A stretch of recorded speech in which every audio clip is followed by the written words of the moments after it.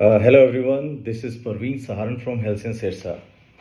तो आज मैं कनाडा के रिगार्डिंग बात करना चाहता हूँ। जो स्टूडेंट्स आजकल कनाडा के भी रिफ्यूज़ल जो है वो काफ़ी आ रहे हैं। काफ़ी कैंडिडेट्स हैं जो जेन्युइन कैंडिडेट्स भी हैं, लेकिन उनके रिफ्यूज़ल आ रहे हैं जी।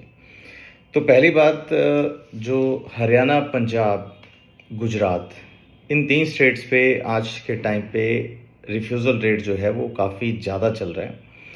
तो इसमें सबसे पहली चीज़ क्या है जी, बच्चा वहाँ जाके भी कईयों का वीज़ा आ रहा है। और एक ट्रैप की बात बता रहा हूँ जी, जो वीज़ा आ रहा है, वीज़ा आने के बाद वहाँ पे कनाडा जाने के बाद उनको पता चलता है कि जो कॉलेज है वो ब्लैक लिस्ट हो गया है, या कॉलेज ने अपने आप को बैंकरप्सी मतलब बैंकरप्ट घोषित कर दिया है।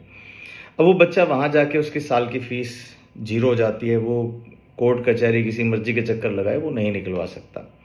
तो पहली चीज़ तो आपको ये पता होना चाहिए कि जो आप इस तरह के वीज़ाज़ लगवाते हैं, 2 बातें डिस्कस करना चाहता हूँ। एक तो रिफ्यूज़ल की, और दूसरे वहाँ जाने के बाद जो बच्चे जो हैं उनके साथ परेशानियाँ जो आती हैं।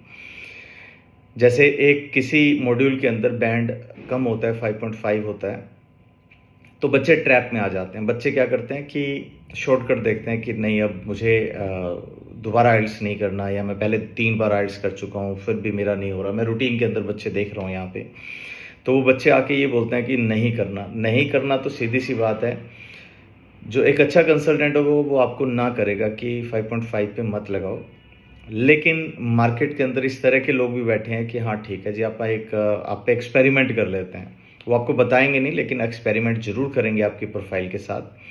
और अल्टीमेटली गाइस, वो कुछ ऐसा नॉन एसडीएस कॉलेज उठा लेते हैं, या फिर कुछ ऐसे प्राइवेट कॉलेजेस में से कुछ कॉलेजेस उठा लेते हैं जिसके बेस पे वीज़ा भी आ जाता है। लेकिन वहाँ जाके पता चलता है उस बच्चे को कि उसके ऊपर वर्क परमिट नहीं है। अगर वर्क परमिट नहीं है तो ये समझ लो कि आपका किसी भी तरह से जो वो प्रोफाइल है, वो प्रोफाइल कल को पीआर के लिए एलिजिबल नहीं है। वहाँ जाके आप ट्रैप हो गए। आप यूट्यूब पे सर्च करें कि स्टूडेंट्स सफरिंग फ्रॉम कंसल्टेंट या प्राइवेट कॉलेजेस इन कनाडा, तो आपको ना बहुत सारी वीडियोस मिलेंगे उसके ऊपर, और आपको पता चलेगा। क्योंकि जब आप इंडिया के अंदर होते हो तो आपको जनरली क्या होता है कि नहीं पता होता, जो कंसल्टेंट आपको जो बता रहा है वो ही आपके लिए मतलब फाइनल है कि हाँ ऐसा ही होता है, इतनी फ़ीस लगेगी और आपकी फ़ीस भी कम करवा देंगे। मतलब बहुत तरह से ट्रैप किया जाता है एक बच्चे को। तो आप जीआईसी जो से जैसे कई मेरे पास भी कैंडिडेट आते हैं, वो कहते हैं जी जीआईसी वगैरह भी आप भर दो। अरे कैसे भर सकते हैं भाई? तुम्हारे अकाउंट से जानी है, तुम्हारे अकाउंट खोलना है वहाँ से, और तुम्हारे अकाउंट से वापस आनी है। तो सिंपल सी बात है कि ये नहीं हो सकता। और जो लोग इस तरह की चीज़ें डील करते हैं गाइस, अब नाम नहीं लेना चाहूँगा, बहुत सारे ऐसे कंसल्टेंट होते हैं जो बैन लगवा देते हैं बच्चे के ऊपर, 5 साल का बैन लगा देते हैं सिर्फ किसी चक्कर के अंदर कि जीआईसी जीआईसी वो फेक शो करते हैं। और ये होता है कि हाँ ठीक है, कनाडा ऑस्ट्रेलिया जो है ये बेसिकली कुछ भी मतलब जानते नहीं हैं। तो धीरे धीरे करके इनको ये सारी चालाकियाँ समझ में आ रही है। और अगर आप वहाँ जाने के बाद भी कुछ इस तरह से आप ट्रैक्ड हो जाते हो, ट्रेस हो जाते हो, तो ये समझ लो कि वहाँ से भी वीज़ा आपका कैंसिल हो सकता है। तो अपनी लाइफ के साथ खेले नहीं गाइस। पहले कंफर्म करें कि क्या कॉलेज जो है वो नंबर 1 कॉलेज है, एसडीएस कॉलेज है या नहीं है। उसकी लिस्ट आपको गूगल पे मिल जाएगी। उसकी लिस्ट आप किसी भी कंसल्टेंट से लेना चाहो तो आपको मिल जाएगी। अच्छे कॉलेजेस हैं, आप किसी वेरीफाई कर सकते हो। और एसडीएस कॉलेजेस ही करो, अच्छे कंसल्टेंट के साथ करो। ये नहीं कि हाँ ठीक है जी, कोई नया ऑफिस खोल के बैठा है और आप एक्सपेरिमेंट के लिए आपकी प्रोफाइल हो। नहीं, आप एक्सपेरिमेंट के लिए नहीं बने हो, मैं बड़ा स्ट्रिक्टली बोल रहा हूँ। और अगर आप फिर भी एक्सपेरिमेंट करवाते हो, जैसे मान लो कई बार क्या होता है, हमारे पास कैंडिडेट आता है तो हम बोलते हैं कि ये प्रोफाइल हम नहीं करेंगे। तो सिंपल सी बात है, वो बच्चा कई बार थोड़ा सा हमें बोलता भी है कि सर फलाना तो कर रहा है, तो कर लो भाई। सही ढंग से भेजना और सही ढंग से जाना, ये बहुत ज़्यादा ज़रूरी है। अब हमारे पार्ट ऑफ वर्ल्ड के अंदर भी इस तरह की चीज़ें होने लग गई है कि हाँ ठीक है जी, इतने पैसे लगेंगे और आपको बाहर भेज देंगे।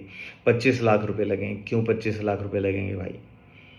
क्यों? मतलब आप अपनी लाइफ के साथ खेल रहे हो। ये मैं आप लोगों से ही बात कर रहा हूँ कि आप अपनी लाइफ के साथ बिल्कुल मत खेलो। आपको कॉलेज पता होना चाहिए। अगर आपका बैंड कम है, आपने सारी लाइफ मतलब कई बार तो ये होता है, बड़ी हैरान करने वाली चीज़ है कि आइल्स आधा बैंड नहीं ले सकते। अरे यार, महीना लगा लो, 2 महीना लगा लो, 6 महीने लगा लो, मेरे हिसाब से पूरी लाइफ जिसके पीछे अगर आप 2-4 महीने इन्वेस्ट नहीं कर सकते, वो कैसी लाइफ होगी? जो लोग ट्रेनिंग लेते हैं गाइस, पूरी लाइफ अच्छी होने के लिए, तो वो ट्रेनिंग लेनी चाहिए आप लोगों को।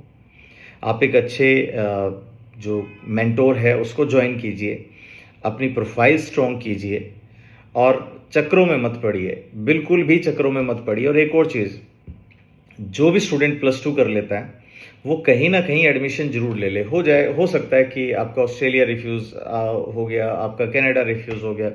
तो अब क्या होता है, अब एक नई चीज़ होती है गाइस कि बच्चे का एडमिशन कहीं नहीं होता, 1.5-2 साल बाद उसको समझ में आता है यार अब तो कुछ नहीं हो सकता, तो क्या करें। साल 1.5 साल वैसे निकल जाता है, फिर फेक डॉक्यूमेंट बनाने के चक्कर में रहता है। मार्केट में ऐसे बहुत सारे लोग मिलेंगे जो फेक डॉक्यूमेंट्स बना के भी आपको भेजने के लिए रेडी रहेंगे। तो अब क्या हुआ, अगर आपने एडमिशन ले रखा है तो एडमिशन जो लिया हुआ आपने, आप अपनी स्टडीज़ कंप्लीट करो। आपका +2 के बाद चांस नहीं आया तो आपका ग्रेजुएशन के बाद चांस आ सकता है। आपकी प्रोफाइल स्ट्रॉन्ग हो सकती है, इतने टाइम में आप इंग्लिश भी अच्छी कर सकते हो। और फिर बारी आ रही है गाइज, आज के टाइम पे जो रिफ्यूज़ल्स बहुत ज़्यादा आ रहे हैं, लगभग बच्चों का जो रिफ्यूज़ल का रीज़न जो आ रहा है कि you will not leave Canada, ये जेन्युइन सी बात है कि ये रिफ्यूज़ल जो है कोई बहुत बड़ा रिफ्यूज़ल नहीं है, एक नॉर्मल सा रिफ्यूज़ल है, ऑटो जनरेटेड रिफ्यूज़ल है, जिसमें आप दोबारा अपनी प्रोफाइल लगा सकते हो और प्रोफाइल आप दोबारा लगा के आप वीज़ा ले सकते हो। आपके पास राइट है कनाडा को लेके। कनाडा अगर आप सेकंड टाइम रिफ्यूज़ल है या थर्ड टाइम रिफ्यूज़ल भी है तो आप प्रोफाइल लगा सकते हो। अच्छा, एक और चीज़, एसओपी जो है, चाहे वो ऑस्ट्रेलिया है या कनाडा है, एसओपी बहुत मैटर करती है गाइस। पुराने टाइम में क्या होता था, कनाडा में एसओपी को लेके इतना बहुत ज़्यादा नहीं होता था, एक पेज की एसओपी लिखे, नहीं, अब एसओपी मैटर करती है।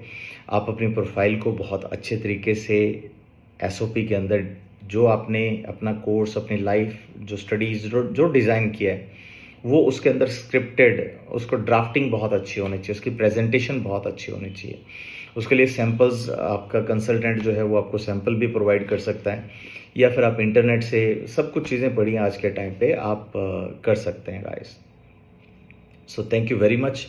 और आप मेरी वीडियोस को बहुत प्यार दे रहे हैं गाइस, इसके लिए बहुत बहुत बहुत बहुत शुक्रिया। और मेरा काम सिर्फ़ और सिर्फ ये है कि मैं ज़्यादा से ज़्यादा जो स्टूडेंट्स हैं उनकी प्रोफाइल मैं खुद बता सकूं। अगर कोई मेरे साथ शेयर कर सकता है तो मैं कर सकता हूं इसके लिए, और अवेयर करना जो है वो मेरा काम है guys. So thank you very much, have a nice time, happy Diwali.